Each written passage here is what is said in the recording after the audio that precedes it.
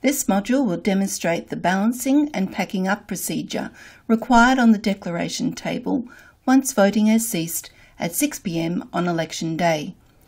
But you will definitely still need your election official manual open on the deck table and follow those instructions accurately. The manual also deals with anomalies not covered here.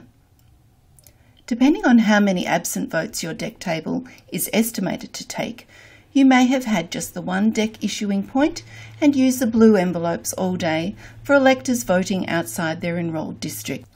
Or you may have had several issuing points and a laptop to electronically mark off absent electors who come in to vote at your voting centre.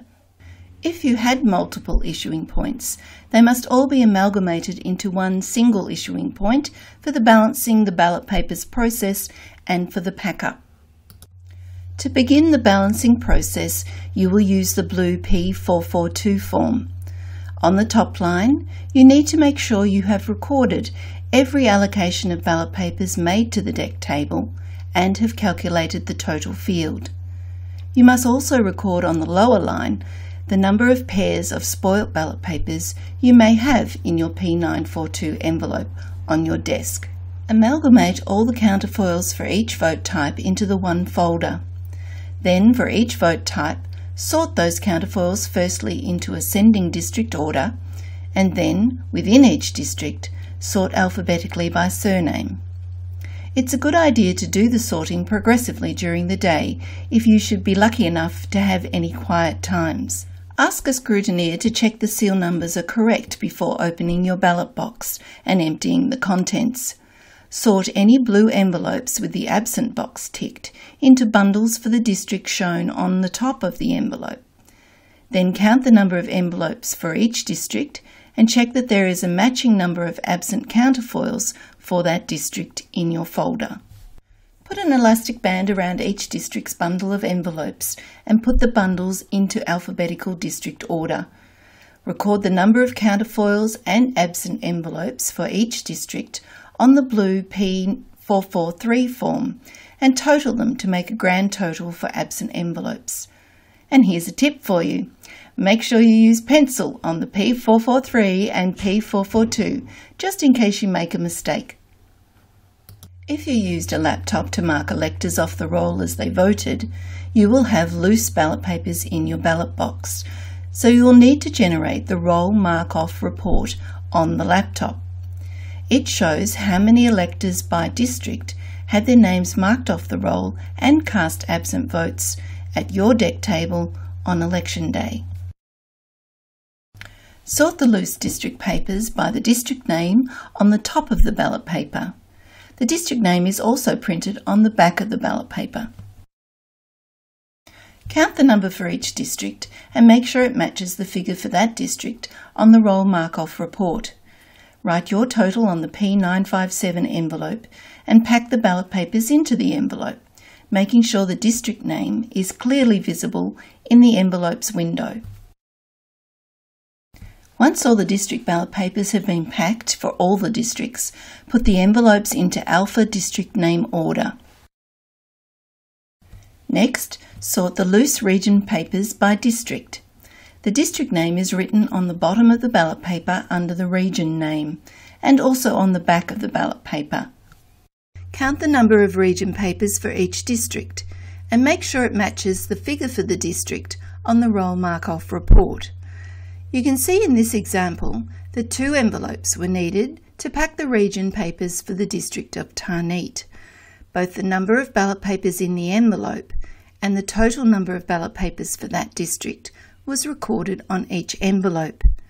They were recorded as envelopes 1 of 2 and 2 of 2 and bound together with an elastic band. So here's another tip for you. As the region papers are so large, it's better to pack them first and just record how many ballot papers are in each individual envelope. Then finish off writing in the grand total and the total number of envelopes used when the packing for that district is complete. Once you have all the loose region ballot papers packed, sort the envelopes into district order. Now you need to accurately record the e-roll total from the roll mark-off report into the column closest to the district name. If you have already recorded the number of absent counterfoils for that district, put a / after the counterfoil number, followed by the e-roll total as shown. Record the number of loose district and loose region ballot papers packed for each district into the following two columns. This is why we want you to sort and keep them in alpha district order to reduce the risk of you entering incorrect district figures. Then calculate a grand total for each column. Now for the yellow provisional envelopes. Sort any of these yellow envelopes in the ballot box into district order. Count the number issued per district and make sure it matches the number of provisional counterfoils you have. Bundle yellow envelopes for the same district together with an elastic band and store the bundles in alpha district order. Record the number of provisional votes issued per district on the P443 in the provisional column and calculate the grand total at the bottom. Marked as voted votes don't happen very often, but if you do have marked as voted counterfoils, you will repeat the process you used for the provisional envelopes. Record the district totals on the blue P443 in the marked as voted column, and then calculate and record the grand, or perhaps not so grand, total on the P443. You might also have some returned postal vote envelopes in your ballot box. If you do, follow the same process of sorting and bundling them into alpha district order and checking that the back of the envelope has been signed as you go. Any that have not been signed on the back are still counted and bundled in the total for that district, but put them at the top of the bundle.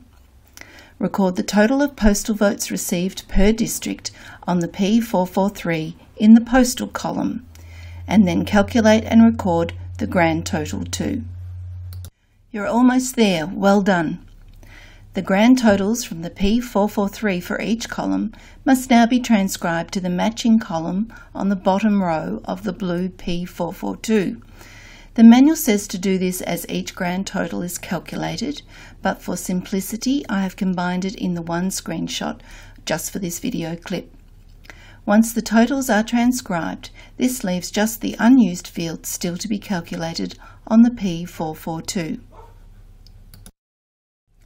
Calculate the unused ballot papers field by following the instructions on the P442 and in the election official manual.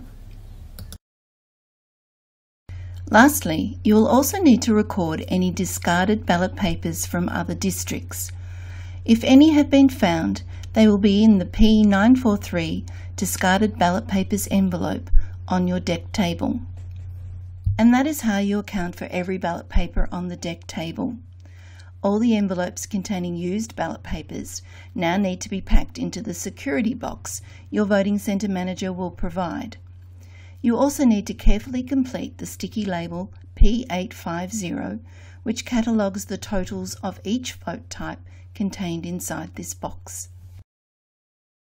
Before you seal the box, record the seal numbers on the P850 label and continue to pack up the declaration table as per the manual instructions.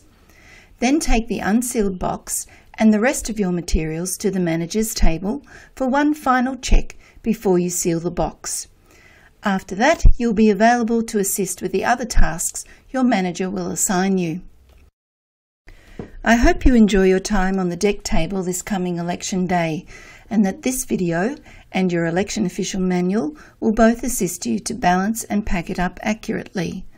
Your own election manager and all the election managers across the state who will be receiving their district's votes that were taken at your deck table will certainly appreciate it if you do.